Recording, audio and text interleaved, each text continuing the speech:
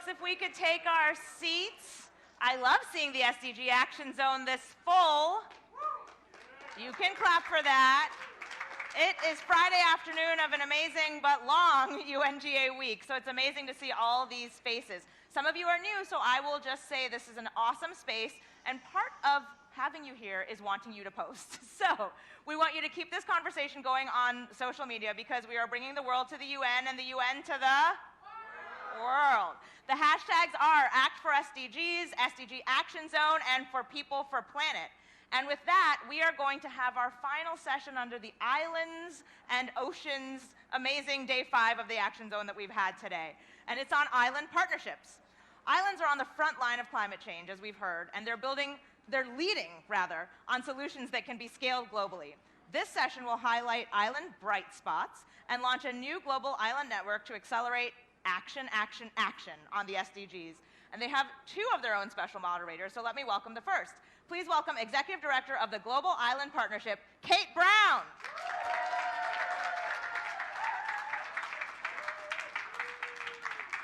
Okay.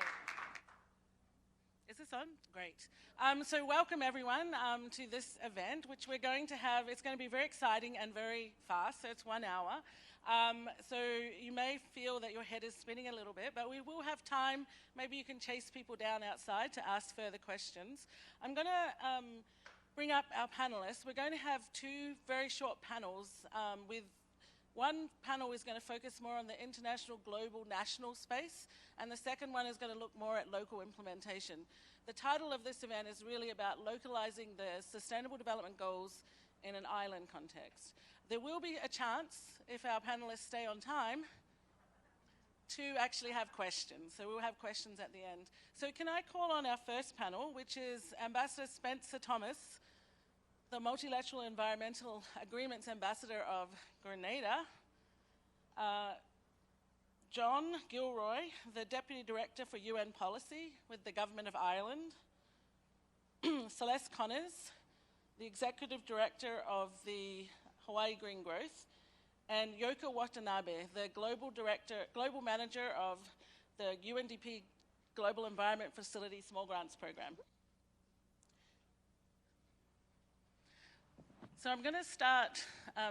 This event is part of an event that was going to be held earlier, but which we've kind of redoing here to some extent so that everyone gets the opportunity to kind of see some of the exciting things that are going on. We have launched a new network for islands called Local 2030 Islands Network, which is really focused on the title of this event, Localizing the SDGs. So I'm going to ask our first speaker, Ambassador Thomas from Grenada, to talk and reflect a little bit on this network and why we should do it. Thank you very much, and good evening to everyone, and thank you for the invitation to be here to speak on this very important topic. Of course, I think localizing the SDG is the only way to go. That's the only imperative that we have in terms of SDG implementation. It is very clear that the local 2030 hub has hit it right. It is very consistent with what we are doing on the national level, hence the reason why we are endorsing all the principles of the local 2030 hub, and we ensuring that our commitment to this. We think it is necessary. I could give you a very short story in terms of personal experience in Grenada. Many years ago, we were to do a poverty eradication strategy from the World Bank and other donors. We got some nice consultancies and we prepared a nice document, very looking good. When we got it to the local community, they said, no, this is not reflective of ours. We will do our own. So they went on and do their own poverty eradication strategy, called it Alternative Poverty Eradication Strategy. So here we are, 2 poverty eradication strategies. Government in a bind with what could be used whenever we have people, some quoting this one, others quoting the next one. So that was a lesson. We scrapped both. We created a very consultative environment, involved everybody from beginning to the end, and created a growth and poverty reduction strategy. This is the document that will be used along now with the National Sustainable Development Plan, which follows the same consultative approach to ensure that we have local ownership because we believe the implementation of the SDGs will be done on a local level. So this is the lesson that we learned, and of course, that's why we are ascribing to the Local 20 Hub, because we feel that this is consistent with the lessons that we have on a national level. Thank you, Ambassador. That was wonderful. And now we move to another island, the bigger island. Could you tell us a little bit about your thoughts on localizing SDG implementation in the context of Ireland, and how you see yourselves engaging in this new Local 2030 Islands network? Sure. Thank you very much, and it's great to be part of the panel here today. Just a couple of quick points on the SDGs. So back in 2015, Ireland and Kenya co-facilitated the negotiations that has made, I suppose, this action zone possible. And it's something that we took a huge amount of pride in, being able to bring consensus across 193 member states for such an important agenda. But having played that leadership role in creating them, we feel we have a responsibility also to play a leading role in their implementation. So we've been working quite hard across our island in recent years, looking at implementation strategies. We made our VNR presentation in 2018, and we've set up a stakeholder forum that's bringing together various constituencies across Ireland, be it political, academic, schools, and civil society, to work together to try and figure out, where are the problems in implementing the agenda, and what can we do together to fix them. I think that what's really good about the Local 2030 Islands Network is that it's going to give countries and other bodies a space to learn from each other.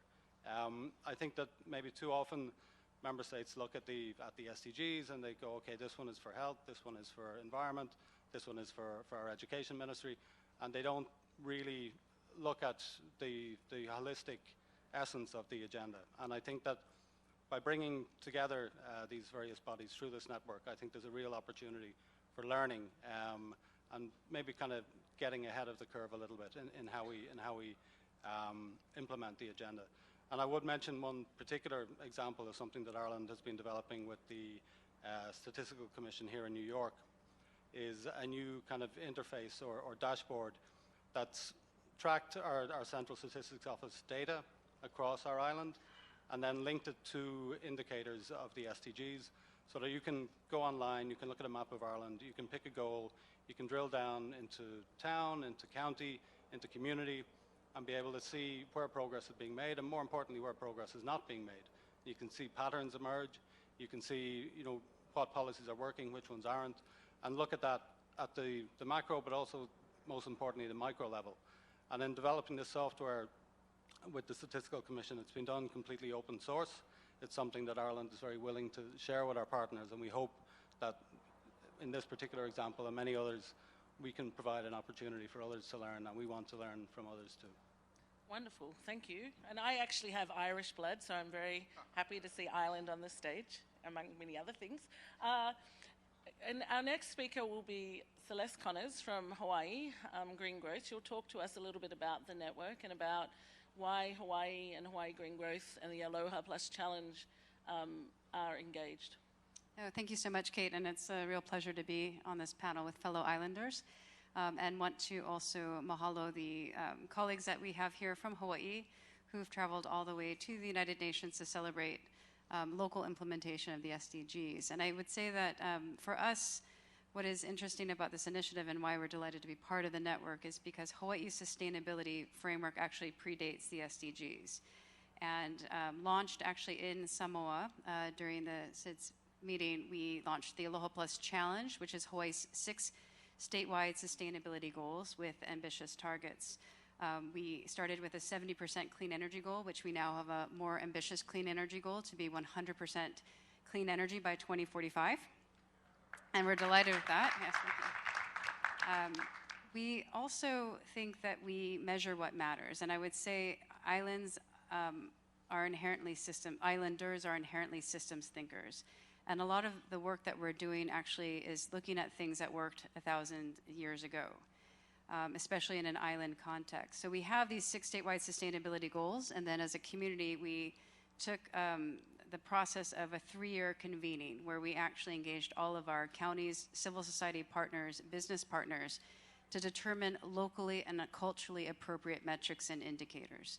So we talk about local solutions to achieve the global challenges, and they're grounded in Hawaii's host culture and indigenous knowledge. And we think that's the value that Hawaii can bring to this partnership.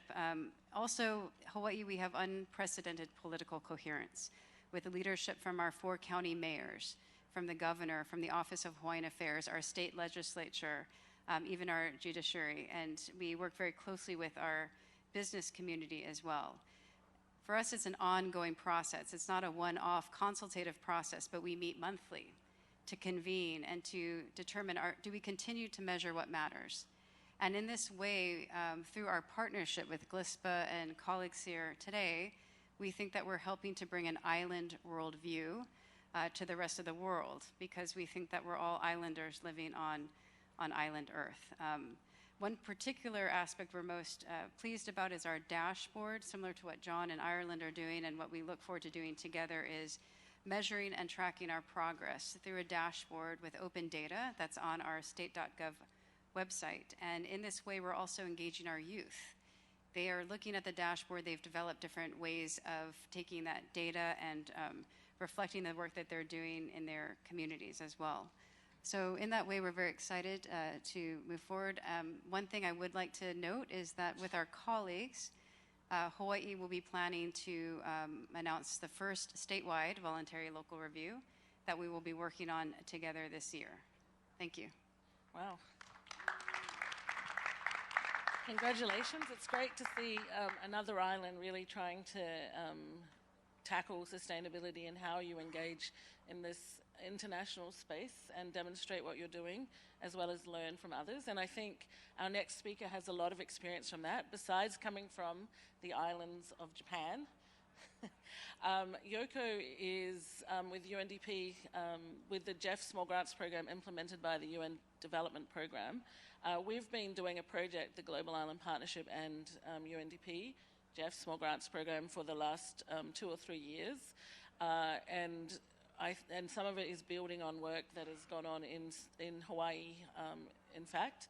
And I think it'll be really interesting because the Jeff Small Grants Program implements at local level all across the world, but it's really that connection between the local implementation and this global space that I think you have a really unique perspective about. So could you talk to us a little bit about that?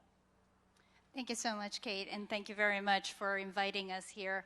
So from the GF Small Grants Program implemented by UNDP, we have been working with the island states for now 26 years and 35 countries.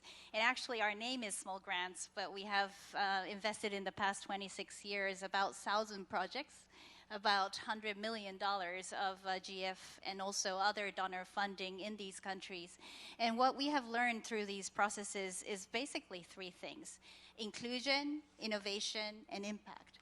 So basically, in terms of inclusion, to localize these SDGs and also to really have an inclusive approach in implementing a sustainability of these initiatives, we need to really involve all the sectors of people, meaning that youth, which we have been hearing so much during this whole week, and also indigenous peoples, women and girls, and also more increasingly the persons with disability. In many of these islands, they are the most marginalized and their voices haven't heard. So we really think that inclusion is really the way to really have a more impactful and sustainable way forward. Another thing that we have learned is innovation. Island nations really have a rich traditional knowledge and also a really innovative solutions on the ground. So through the community-based adaptation program that we have with Australian government, we have supported more than 130 projects in 42 countries. And what we have seen is they have really a traditional practices on taro production, which is more resilient to climate, or sustainable water harvesting techniques, and all these different techniques on the ground. And more, we recognize that incentive is a really important element to ensure that these initiatives are done. So we have actually launched recently a new program called Blue Economy to further our fisheries, sustainable fisheries, aquaculture, and also tourism sector. Community needs means to make sure that they have a sustainable natural resource management, and we hope that combining the environment and economy would boost that moving forward. And finally, on the impact part, as you have mentioned also, we can't be just having 1,000 projects and be happy about it, because unless there is uptake of those lessons, we can't see impact. And we really find it important that we share these lessons in these kind of forums, as well as also bringing them back to the community and learning from Hawaii. We are working with KU and the GLISPA to have a localization of SDGs by having a platform, a digitalized platform where people can put in all the data as well as initiatives so that we can share within the countries. And we started in Marshall and Fiji, and we are looking forward to expanding this initiative moving forward.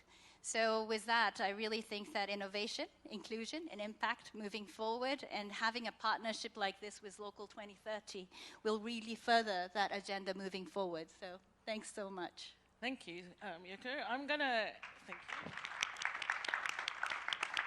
you. In our first panel, we have about 15 minutes left, and I'm going to ask just a couple of questions to the panelists, and then I'm going to let everyone out there ask them questions, which I'm sure they're happy about.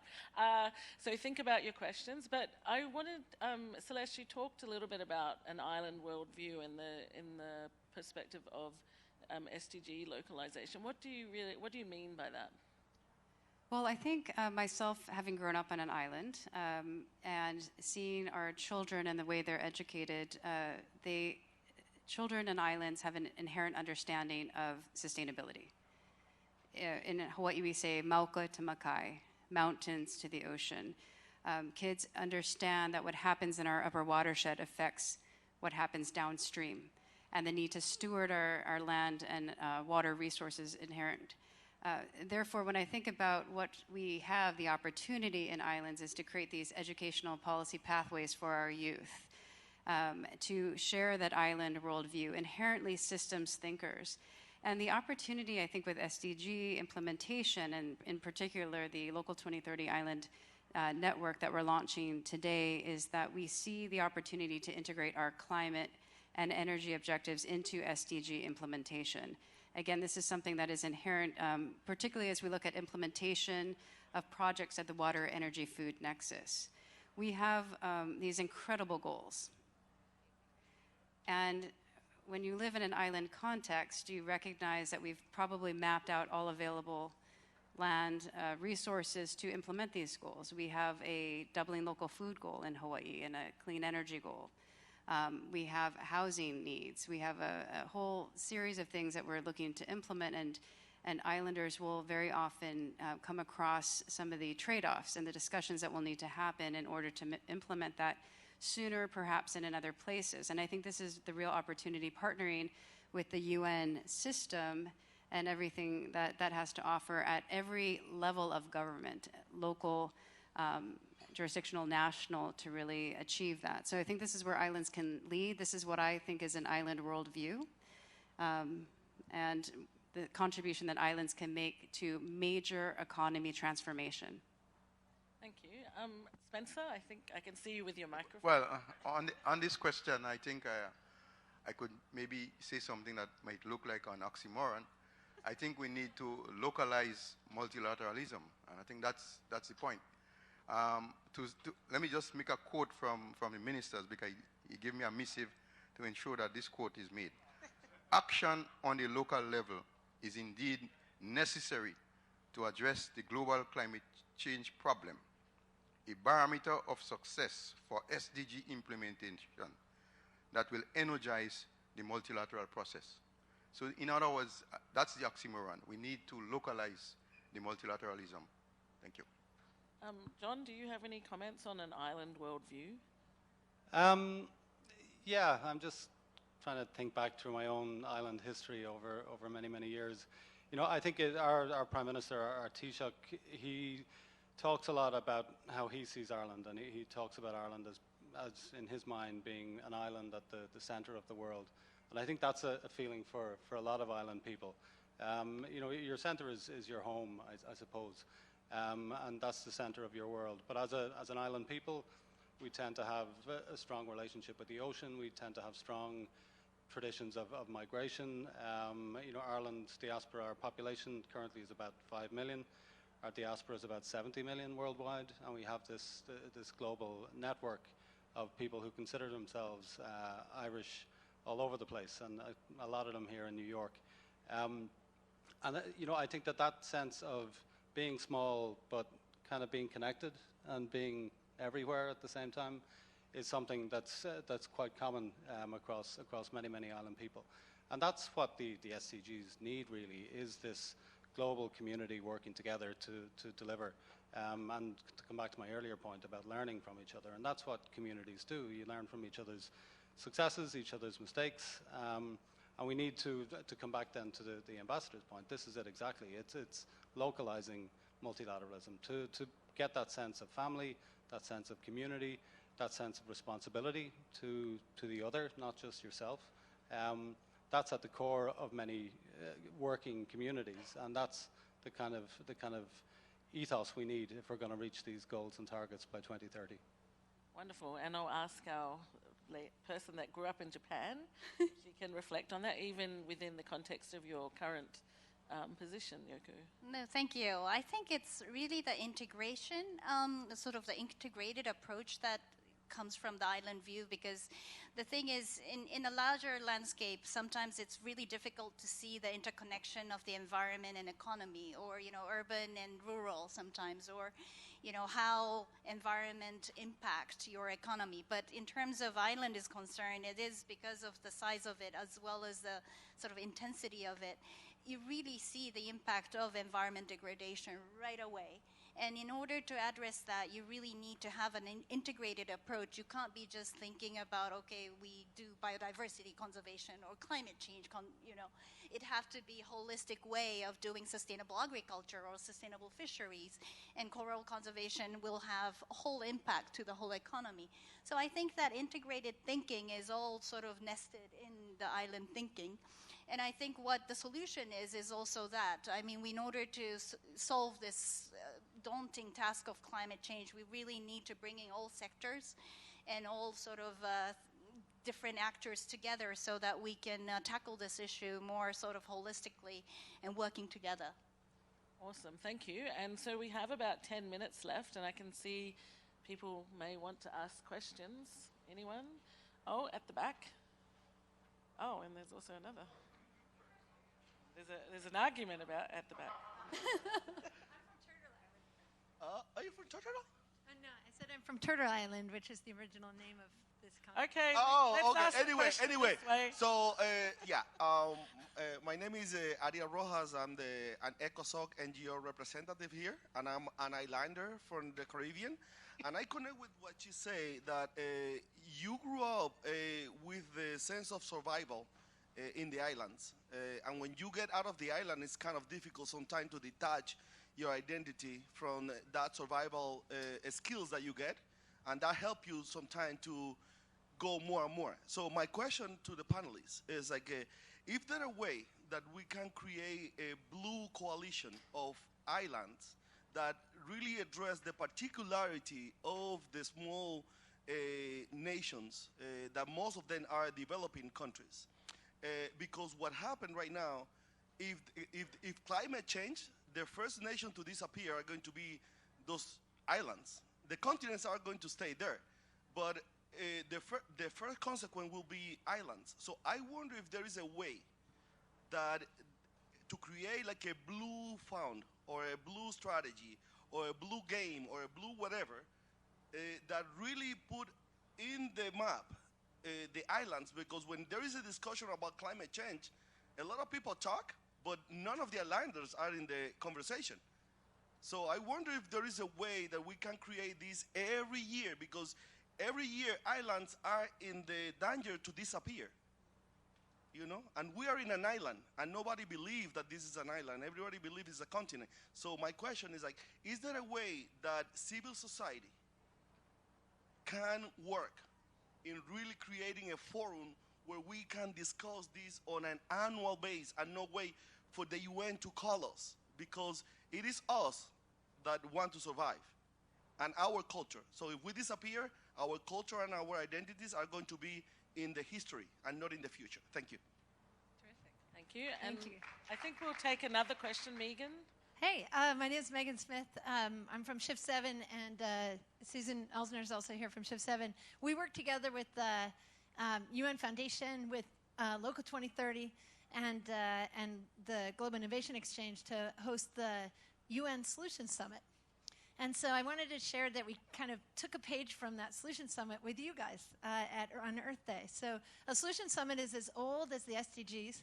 We just put up a web form, simple web form, and we asked who was already solving the SDGs, who's out there.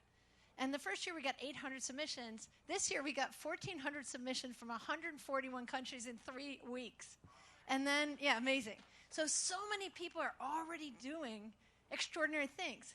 And so we have this internet, and we can share with each other. So this concept of scout, scale, share is really an opportunity. And exactly as you talked about, can we be a blue coalition, blue-green coalition, and be a community practice? So I just want to share that on Earth Day, we all got together. It was a summit called Islands of Innovation, and we had Islands of Innovators. We found with Purple Maya, with GLISPA, with the HDG team, with the Polynesian Voyaging Society, and our Shift 7 team. And I just want to share 2 quick examples. One of my favorite ones is that there's a problem with the albiza tree in Hawaii. It fractures and it causes trouble. It's sort of infesting, right? Well, the University of Hawaii worked on its shear force and found a way to actually use it as building material. And there's a team that's working together to build shelters for homeless with this threatening tree. Another group is doing things like Follow the Drop with mobile apps for resilience around water challenges. There's a team from the University of Hawaii who are using these kinds of sensors and chip designs for students and everybody to really do Internet of Things sensors of our challenge and have more data. One of the teams was doing amazing storytelling, books for our children about our values that's there. And Kamuela Enos was doing the Mau Organic Farm, which is not only farming, but it was also young people involved, apprentice journey mastery, and getting a university degree. So sometimes we can find these solution makers. I bet everyone in this room has a solution or two you know of, and you yourself have some. And so how do we share more rapidly and use this opportunity? I would just want to thank you guys for doing that on Earth Day with us. And we have ideas about making this kind of activity, this kind of solution summit, scout, scale, share, as one of the main methodologies for everybody. So thank you, everybody. Thank you. And Arturo, we'll just take 3 questions. And no, I don't know the entire audience. No, please get a microphone. Yeah. So thank you so much for the panel, and the reminder that we are in a city of islands right now. We have one peninsula, the Bronx, but every other borough is on an island. And I was just interested in the dashboard because I'm mindful that one of the things that happened this week is the amazing mobilization and activism of youth. And I had the pleasure of being exposed to the dashboard that Celeste was talking about for the first time yesterday. And I couldn't help think as I looked at it, like, okay, this is really so attractive, and I can totally imagine an entire component of this monitoring and engagement and putting pressure on implementation that comes from the youth in these localities. So I was wondering to what extent you've thought about engaging that as an intentional element of your effort. So we'll take a couple of answers. So if you can touch on these questions, who wants to go first? Maybe I'll just address the dashboard question and the opportunity to engage youth, and also just want to thank Susan and Megan. It was an incredible partnership that we had together for the Islands of Innovation Solution Summit, and just the different innovations that came out of that, even facial recognition for fish. That was another one that one of the university professors we work with are looking at. I think one interesting example is sometimes our youth do feel a bit disconnected from what's actually happening in the global or multilateral arena. And so this one interesting example for us, there was a hui, or a group of schools on Oahu that were working on diverting their food waste. And so every day at lunchtime, the golf cart would come in, the students would divert their waste, compost it, sell it to the garden club on the weekends, reinvest that money back into their school garden. And when we went to go see what they were up to, we said, where's your data? How are you capturing your data? And they showed us a whiteboard with 2 years of data on it. So we said, well, maybe we can work with you and develop an app so that you can actually capture your data yourselves, put it into the dashboard, so you're not only seeing how you're helping to achieve Hawaii's statewide sustainability goals, but how that's rolling up to the SDGs. And in that way, you're educating them on the opportunities to get engaged, the different opportunities we look forward to working with our partners through the Local 2030 Islands Network is enhancing that dashboard, the storytelling capabilities, and the way to connect. We've also had gaps in the dashboard which indicate a policy gap, which encourages our policymakers, our businesses, all of us actually, to come together and say, why is there a gap? And it's probably because we don't actually have a coherent policy for that yet, but we should convene across sectors to actually identify something that we can do together. To the gentleman's point, I would just want to make one comment. My personal view is, with an island worldview, we want to shift major economy behavior. We have major economy islands, we have island economies, all shapes and sizes, and the Local 2030 effort underway here is an opportunity, it's an invitation for islands of all shapes and sizes to work together, but to have a global impact, but at the major economy scale. So I think that's what our goal should be. If we're doing that at the major economy level, we're certainly helping to have a better, more sustainable future for our islands. And I'll take one final comment from Yoko. Thank you very much. So in terms of youth involvement in the dashboard and also localizing SDGs, so in Marshall and Fiji and also in Palau, where we are actively working, building on what the Hawaii have done. The youth are really engaged in building, bringing in that information and stories together. And I really think that in the island states, particularly, our portfolio with youth is really more than 50% of our portfolio. And actually, more and more youth are bringing in their innovative ideas using technologies, using traditional knowledge. One of the great examples from St. Lucia is that they came up with desalinization, sort of mobile machine, actually, to make the salt water into drinkable waters. These are all the youth are coming up with new ideas. And we actually recognize on Saturday some of the youth innovation through video competition, and we awarded 3 really innovative, short but succinct innovation from the youth. And I think what we can do more is that in the countries we do knowledge fairs where we bring in all these peer-to-peer learning. These are equally important for doing these global place, sort of sharing. And I really think that knowledge sharing among the youth and also beyond the youth is really important in terms of amplifying these impact in a larger scale. So just wanted to share that. Thank you. And that is, with that great comment, we are at the end of this part of this panel. I'd like to thank our speakers. These are all our early partners for the Local 2030 Island Network. So it's really great to see such a great group of eloquent speakers, but also great islands and organizations. So thank you to them.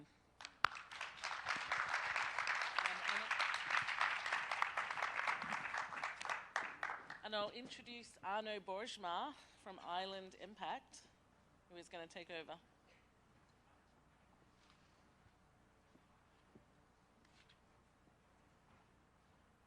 Thank you, Kate.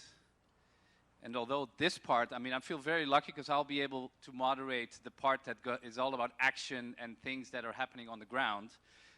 Someone said today that this tent is about action, whereas all those big buildings over there, a lot of talk, but the action is happening right here. So, and what I also like is that actually a lot of the examples are coming from the audience, and let's keep that going. I don't know if Megan's still here. I don't know if you remember that crazy video of a guy driving around the island of Aruba, showing you examples. That was me. I just love showing things that happen on the ground. I was lucky enough in my previous job to actually get paid to look for best practices on islands, and under the slogan of bridging islands of knowledge. So what I'd like to do now is invite the second panel, and they will be talking about some incredible things they've been doing on island to inspire you and hopefully also to elicit some questions. So May I ask to the stage Jennifer Koskelen, who's co-founder of Palau Pledge.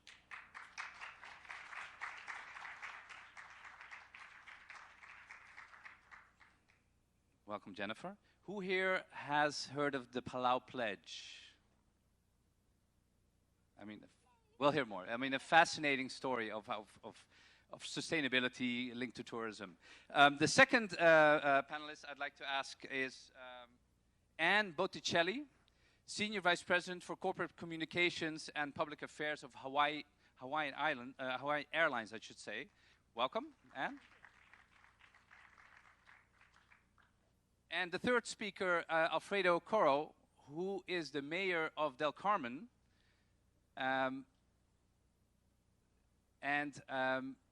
You may not know this, but Del Carmen has been voted Tourist Destination of the Year by Condé Nast in 2019, right? So, I guess I'll grab this seat here. So welcome, and maybe what hasn't really been that clear today, did you know it was World Tourism Day? No, I didn't know that. Who knew? You must be from Aruba.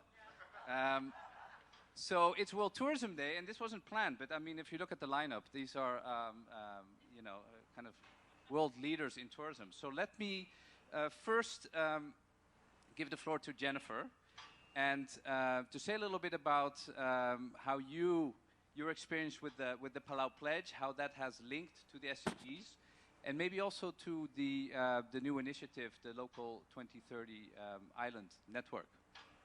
Ali from Palau. I'm so pleased to be here. I'm here, and I'm honored to also be here with my co-founder, Laura Clark, who's in the audience. So if you have any questions, she's also available to share. But I want to just start out by telling the story of how we got started. The Palau Pledge really was born out of the Palau National Marine Sanctuary. So if you're familiar, Palau, by January 1st of 2020, we will close 80% of our exclusive economic zone to extractive activity, all extractive activity. So we're on our way. So in terms of meeting the amazing sort of announcements universe where everybody wants to make a big announcement, we made that announcement 4 years ago, and we really encourage other countries to really follow suit, following the 30 by 30 initiative to try and get 30% of marine spaces protected. It's critical. Palau can do this work, but if nobody else does it, and it's almost, it might not work if we don't get help from the rest of the world. So we realized that having that marine protected area was actually something that visitors wanted. So visitors learned that there was a protective policy, and they decided, okay, this Palau place, we want to go check it out. But we also have a challenge in Palau with our infrastructure. We can't handle all the tourists that come in. We really can't. And we needed them to follow our tradition of the bull. That's the marine sanctuary, is our tradition of the bull. We've just taken that and we've turned it into a language that everybody around the world will understand. And when a chief calls a bull, his clan understands that it's everybody's responsibility in that clan to take action. So everybody becomes the police officer. You don't wait for someone to come tell you, oh, you shouldn't be doing that. You as an individual who's visiting automatically understand that. We took that idea and we said, well, why don't we get the visitors to take that bull, to understand what that is, and let's let the children ask them to protect that space and that environment and that culture when they visit. So that all came together through some amazing partnerships with an international advertising agency called Havas, which I need to call out because they did a lot of this work gratis for us. And we came up with this idea of taking the words of the children and then turning it into our arrival stamp. So when you arrive in Palau, there's a stamp that goes into your passport, and it asks you to tread lightly, to act mindfully, and to leave nothing but the very footprints on the beach that you just visited. So our hope is that people will take that idea of the pledge, they'll run with it. It might not work specifically in the exact same way in your space, but certainly we realize the positive response from visitors, and we know that it can work elsewhere. We know that the children have that power to get everybody thinking from their hearts, not just their minds of, I ticked off another bucket list destination visit, but now it's turned into, not only did I visit, I went and I visited responsibly, and now I can take that home and take action at home. And that's really our hope, is how do we get all these colors in action?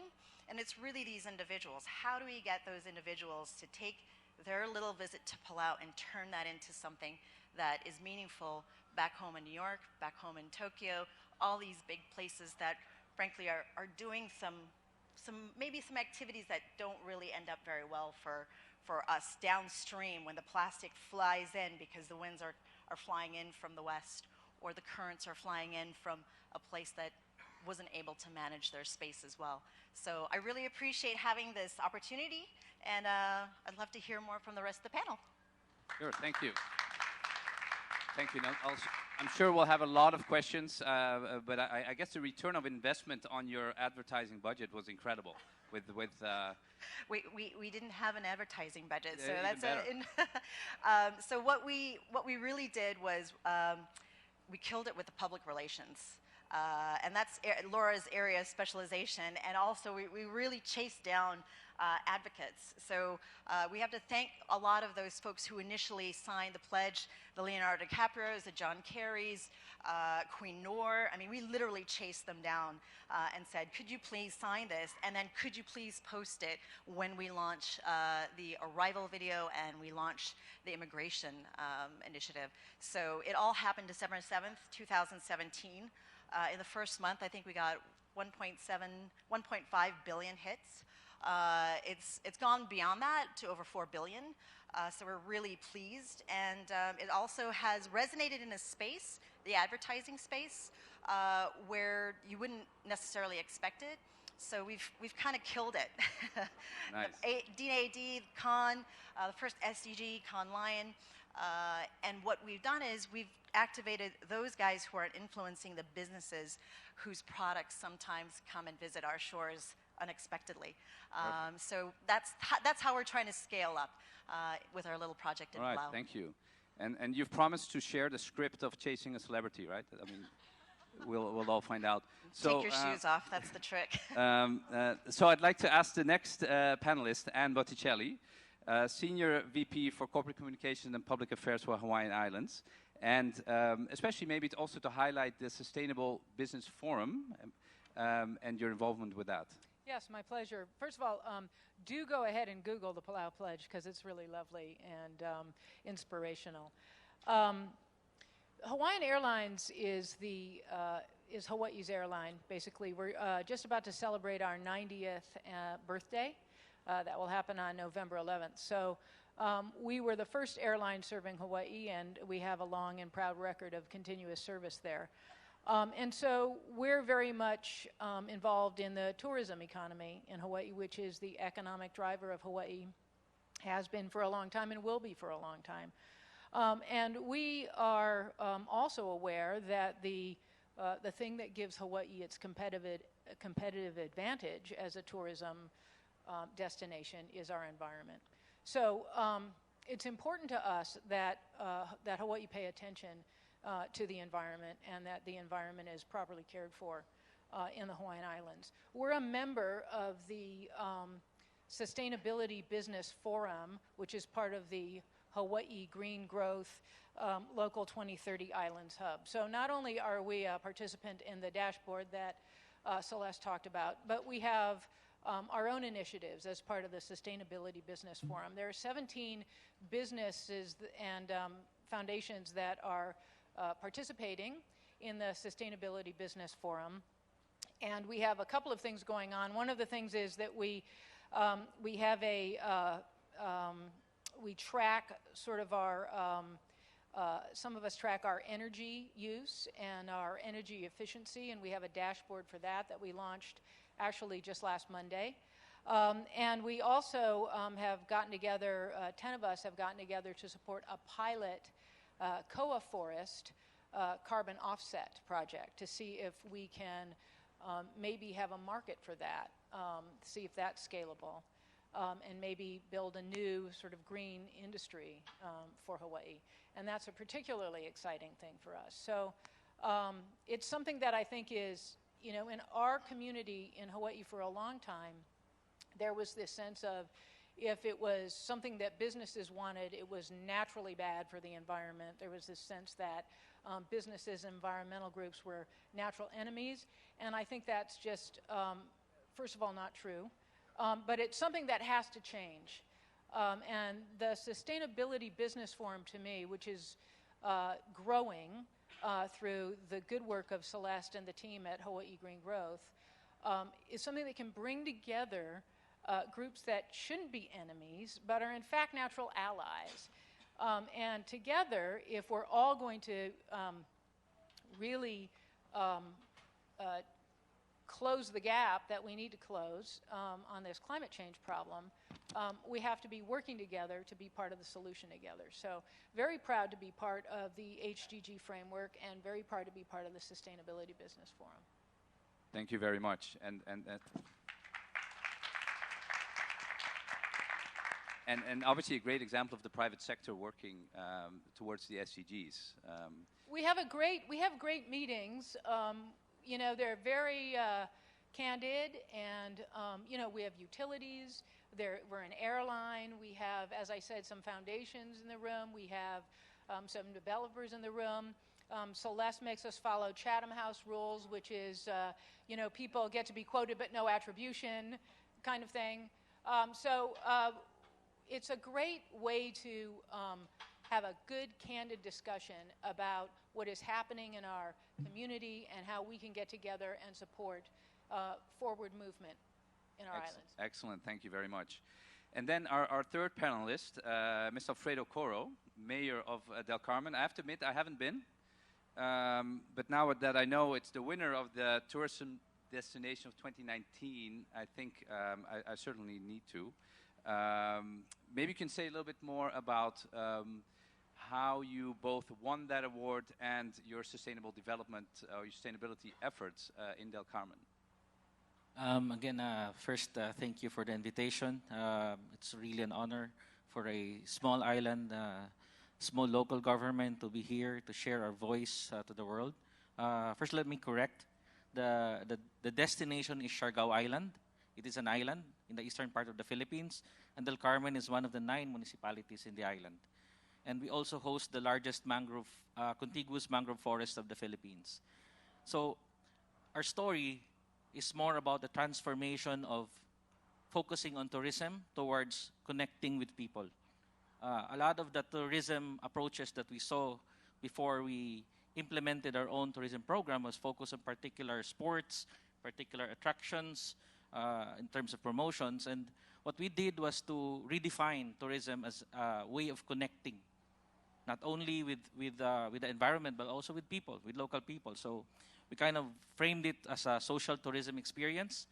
And in doing so, when you visit Siargao, you're not visiting there to simply have photos taken with the nice waves. We have one of the best waves in the world, to experience game fishing or to experience the mangroves, but to connect with the environment, with the locals, with the people of Siargao. And that way, you do not only become a visitor, but you become part of the whole community, you become part of the ecosystem. And the ecosystem is no longer limited to the environment. It is about people. And people tend to forget that it's about people. And that's why when we did that approach, somehow I think a lot of the visitors started to recognize that what we were trying to do was simply connecting them to things that they may have missed, things that they were experiencing when they were young, things that they wanted to be reconnected with. And I think that made them vote for us.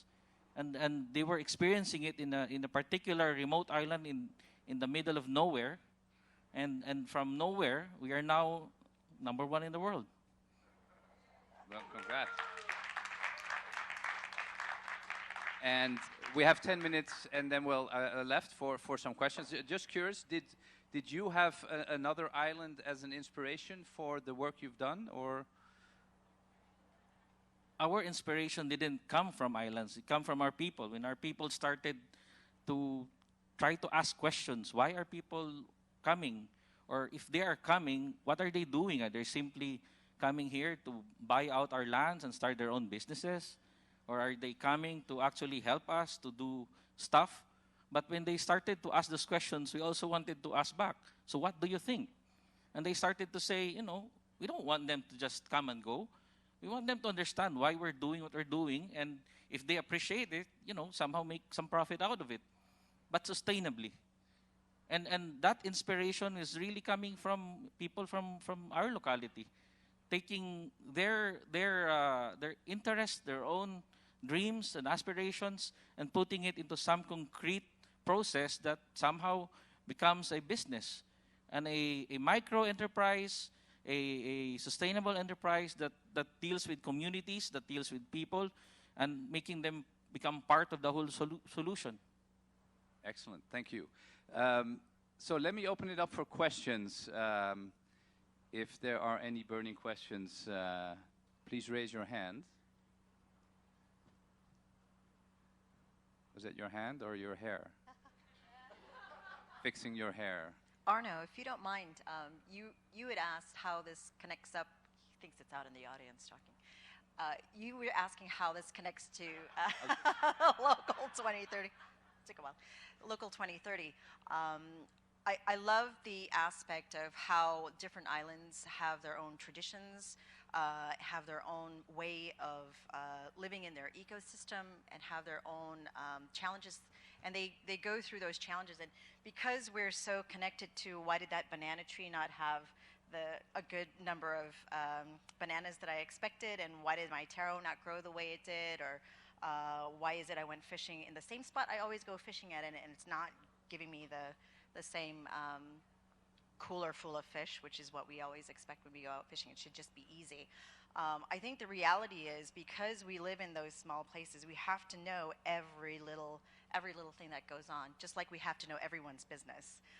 So there's good things and bad things about islands. You get to know a lot about a lot of people. But the reality is, that's what we're trying to take with the Palau Pledge, and provide that kind of experience and share our traditions and share our culture, because in order for us to survive, I'm going to need our visitors, I'm going to need those Westerners who come in and invest to have that same mentality. And that's why the Local 2030 Island Networks is just, it's a smart move. And scaling up just means, can we have a seat at the table? Can you hear our message? We have our own approach. It might not sound as polished as you would expect. You know, we're sitting here in New York. This is intimidating. How do islanders have a safe place to be able to articulate what they're doing already, which is really, you know, very well researched and taken, and a lot of PhDs, students have gotten their PhDs visiting Palau and learning these traditional practices, or FSM, we've got Willie here, learning those traditional practices, gotten their PhDs, and then they've forgotten that it came from somewhere, and that those practices are ancient, they're traditional, and people actually live it. So we might not articulate it in the same way that the Western world would like us to do it, but if we can get that seat at the table to be able to share them, I think that would be the big win. Okay. And as you say, you already spent so much time just figuring out what's happening on your own island, that a network like Local 2030 Island Network really helps. Helps with that international platform, right, that international forum, to get that message out. Yeah, it's such a good idea. I think, excuse me, if I may, I love what you just said, because what you're doing is educating people who come visit to take those practices back to their own homes in a way that spreads that mana'o, which is the Hawaiian word for thought or wisdom, back to where they came from. So they can do the same thing. If I may. Yeah. If I may add as well, I think the local 2030 action is it's very critical, especially for local governments. Not a lot of local governments has this opportunity to be here to share their story, and not a lot of local governments, especially rural local governments in island communities, do not have access to the internet that, you know, a lot of us have been accustomed to. And trying to bring those voices, trying to bring the voice of what can be done and what has been done to these areas is a great opportunity for them to become part of this global community. Not the definition of islands we have today, that you're like very isolated, separate from the rest of the world, but an island wherein, we are all connected. Questions? There's some over there. One over there, one over there. I was mindful of when I was a kid. Now I always counted to 5. If no one else has a question, I have a question. I love the sort of the focus on culture, and it's really exciting what happened with the Palau Pledge, and I'm really going to Google it really when I get off this panel. But I have a question about kind of the cascade of knowledge, the flow of knowledge. How do you communicate that from the moment that someone decides to visit Hawaii or Palau or the Philippines to when they're actually there at the airport to actually wherever their destination is? How do you integrate that flow of knowledge or that cultural sensitivity that you want them to have when they arrive? Maybe let's take the second question and then we'll go for it. Thank you so much all for your inspiring work. My name is Ari with the United Nations Association, University of Hawaii, and I'm wondering what are the greatest challenges to achieving these goals, and what does a best case scenario transformational future look like from an island perspective? Thanks. Simple question. I'm going to take the easy one. You'll take the first one? Relatively speaking. So we didn't just stop at having an informational video where you see an in-flight video and it uses a traditional legend from one of our villages to explain how you need to be when you're in Palau. You arrive and the whole arrivals hall is Palau pledgified. Then you go into immigration, you get the immigration stamp that has a pledge that you take. You actually have to sign the pledge. So it's the first time that individuals are required on their on-arrival visa to sign their passport. So you're reminded, and that becomes a tool for a tour operator or somebody who's engaging with visitors who might not do the right thing, to be able to say, hey, do you remember you signed the pledge and this is not cool what you're doing. So that is the opportunity. That's the power that it provides them. And we also gave them a brochure that's in language. So we have 2 kinds of Japanese, Korean, 2 kinds of Chinese, Japanese, Korean, and English that they can see and see what they should not be doing. But we also created something where they needed to see what they could be doing. So it isn't just no, don't do this, don't do that. Our phase 2 is we're engaging businesses to adopt a global international business standard for sustainability practices. And in that case, we've taken this Palau Pledge platform and said, look, if you would like to be a part of that platform to get the benefits of that media and that attention, we'd like you to meet these minimum standards. And people are getting on board. We have a pilot program that's going on so that we can get into businesses, and then those touch points, it's kind of like selling a Coca-Cola or Budweiser. You got to hit them every chance you get. So once we get into those businesses, we'll have signage within those businesses that reminds them of the Palau Pledge yet again. So for us, all 4 of the founders of the Palau Pledge, we all have corporate communications and marketing backgrounds. So we kind of took that know-how and we said, okay, how do we sell a product? It's the same as how do you change behavior? How do I get somebody to buy Coke instead of Pepsi? So how do I get someone to respect the space? And then I need to remind him over and over again. So hopefully by our Oceans 2020 next year in Palau, you'll be able to see that integrated platform in its pilot phase. Thank you very much. Any of the other panelists on that question? Yeah, of course. Yeah. In our experience, we don't have the Palau Pledge yet. They just launched the Boracay Pledge, but it's a different island. What we did was to educate the locals instead. We educated them on the practices that we want to happen in our community, something that they are also very comfortable to happen. For example, we don't actually allow single-use plastics in our community. In the lagoon, when you visit, the most popular lagoon right now is located in my locality in the whole country. And when you visit the lagoon, we don't allow you to bring water bottles. you have to use your what you call that, reusable water bottle.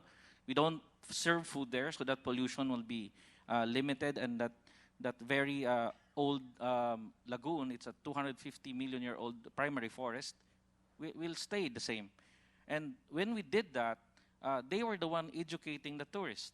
So every tourist that would now ride in the boat, visiting, going through the mangrove forest into the lagoon, it is the local, it is the tour guide, the former illegal fisher that will start to educate even his limited communication capacity, to tell them that no, you cannot. That no. This no. Tourists appreciate that. We thought at first that we would have a lot of negative reactions, and we realized that when we kept pushing the things we want for our island, the more that we were appreciated. So when we did this program, we were getting something like 50 visitors a week. Now we're getting around 700 to 1,000 a day. Wow. And then the second, the easy question, I mean, if I would summarize, what is the vision of the transition to an ideal future? Anne, would you like to? Well, thank you, I guess. Since I was the one that didn't answer that. You're the brave one. You know, that's sort of I guess that becomes a personal question, doesn't it? You're sort of asking me what is my vision for a transformational future from an island perspective. You know, we don't have a Palau pledge in Hawaii. What we have is a culture that is, and you live in Hawaii, so you know this. We have a culture that is so kind and so fantastic and beautiful. And I grew up in Hawaii, and my family's from Hawaii for generations. I'm fourth generation there. And I see that it's fraying a little bit, and I'm sorry about that. But I also work for an airline that has the benefit of employees that are local and set us apart for that reason. I mean, we have this service that is tremendous, and people get on our airplanes and say, boy, I feel like I'm already starting my Hawaiian vacation, or I'm already home as soon as I step on board that airplane. And it's because our people are generally employees who grew up in Hawaii. And so I know that there is this island sort of culture that exists. To me, I think that we do have to get through a place, whether it's through laws about no plastics or all the different goals we've put in place, through our own Aloha Plus Challenge goals, through these SDGs about how we want to have a better climate, or through things like Palau pledges or Pono pledges, which is a pledge that we'd like to institute in Hawaii, that help people understand what respect for the place looks like. And when you come to our islands, this is what it means to us, and this is how we would like you to treat it, and this is how we would like to treat each other in our place. That's the best I can do for what I would like our place to be. Well, he looks happy. So I saw one hand over here. Minister Lampa, Minister for Sustainable Development of Aruba. Yes. The title of the meeting today is about island values. No? That's the first word. And one of the values that I mostly heard during recent times is island resilience. But my question is, how can we match it, or isn't there a contradiction between the slogan there, the urgency to act now, because the future of the islands are in danger, and the value of island resilience? Was it clear? Yeah. The difficulty between matching resilience versus acting now. And let's take one more question, and then we'll address them. Yes, that gentleman, I've seen that hand for a while. Okay, Claire will be next. I think we have a few extra minutes. I'm looking here. Hello. I'm from Mexico, and we just moved into resilience modality on the island of Cozumel. We just shut down the National Marine Park due to the stony coral white tissue disease. So my question is, if to the panel and to everyone here, if there is anyone with experience on resilience on these kind of pathogens, because the outbreak is the most lethal threat that we have faced so far. And we got it from the currents that are coming from Florida, that I understand that there's an agenda there. But I know that there's also in Jamaica and maybe in other islands. So I was wondering if we can team up to address some kind of an action in this emergency, because we're facing a landscape of 1 year more to actually rescue as much hard coral that we can. Thank you. Okay, thank you. And just a quick follow-up for Ann Botticelli for Hawaiian Airlines. What are the steps that an airline, whether your airline is taking it or any airline, could take to better work with the environment? Like how you mentioned business environments don't have to be opposed, but what can an airline do to maybe with the emissions and et cetera? Thank you. Okay, so let's take these two questions. I'll take the emissions one first. All right. Okay. We do quite a bit, not enough, but we do quite a bit to reduce our emissions. We have probably the most fuel-efficient fleet, or one of the most fuel-efficient fleets. Very new planes, quite fuel-efficient planes. We have something on board our plane now. All of our pilots have an iPad with software on it called PACE, and that helps them map out the most fuel-efficient route they can take so that they can avoid turbulence and so forth. That helps them identify how they can fly a route with less gasoline. So they put less fuel on board, the plane's lighter, they burn less fuel. That ultimately, we hope, will be able to allow us to map out the most fuel-efficient routes so we can consistently put less fuel on our planes. That will be helpful in the long run. We've taken all kinds of measures to lighten the load on our aircraft. So our serving carts are lighter. We have a magazine that's a very good magazine called Hanaho that we're wedded to. That's still in the back of our the back pocket of all our seats, and people love that magazine. But we take as much off our aircraft as we can to keep them as light as possible. We don't have a system for biofuels or anything like that yet. We don't have any kind of a common pumping mechanism at our airport, and that's a very expensive proposition right now. But we do quite a bit to reduce our fuel emissions. We also, in our physical plant, have lead lighting and so on and so forth, and try to reduce our electricity load and so on. We have a sustainability employee resource group, and they work on different ways we can improve our sustainability. We just took single-use plastics out of our coffee hueys and that sort of thing. So we're not perfect. We, like I said, we invested in this pilot to see if we can't do carbon offsets. We're party to CORSIA. That's the international flight emissions cap that's going to go into effect. So we're doing things like that. Thank you. And I think we're almost out of time, but and then we'll have one more question. But the question from the minister about the short-term versus the short-term urgent action versus maybe a little bit long-term building resilience. Who would like that? Yes, go ahead. Minister, an honor.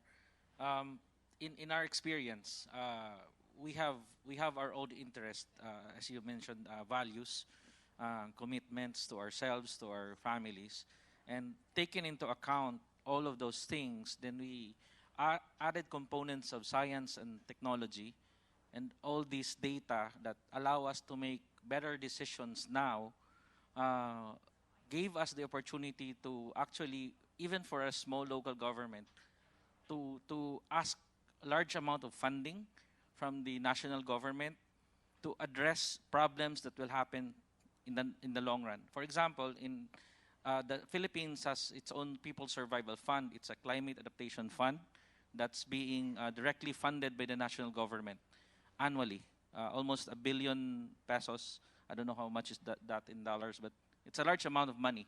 And even with our limited area of expertise in developing these technical proposals, we understood our values, our resiliencies, our interest. Then given the data that we were able to capture with the academic sector, we were the first recipient of this fund to build the Climate Field School for farmers and fisher folks and a hatchery. And these two facilities will allow us to address issues of sustainable livelihood for these marginalized communities of fishermen and farmers. At the same time, it will also address our food security because they will be capacitated regularly depending on the challenges of the changing climate so that they are assured that they have the right processes, the right technologies, depending on the climate that will happen. Thank you, thank you. And I do see a red light blinking here. So apologies for all those who cannot pose questions. We have one more question, Claire, and then I'm assuming a lot of people will hang around, and so you can speak to the panelists and also the previous panelists directly. Thank you very much. I'm Claire Nelson with the Institute of Caribbean Studies. I got a little bit emotional listening to both the person from Palau and the Philippines as somebody from the Caribbean region because of the cultural context and the difference of people who are with very Asian societies versus people from the Caribbean who are like reconstituted and have a love-hate relationship with the environment.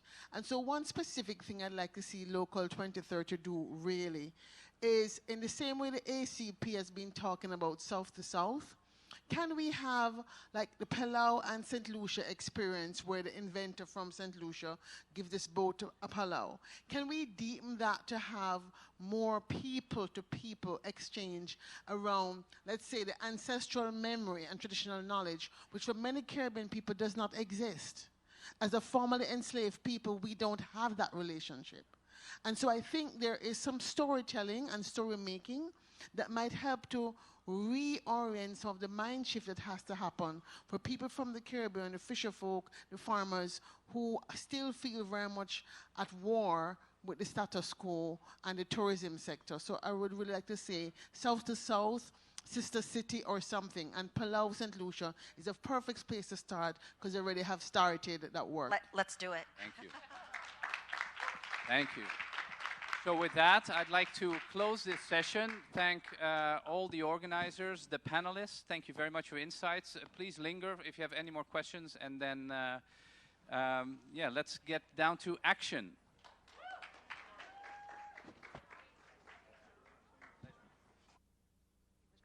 Definitely linger, because we just have to clear the stage, and then we are going to close the SDG Action Zone, and you do not want to miss it.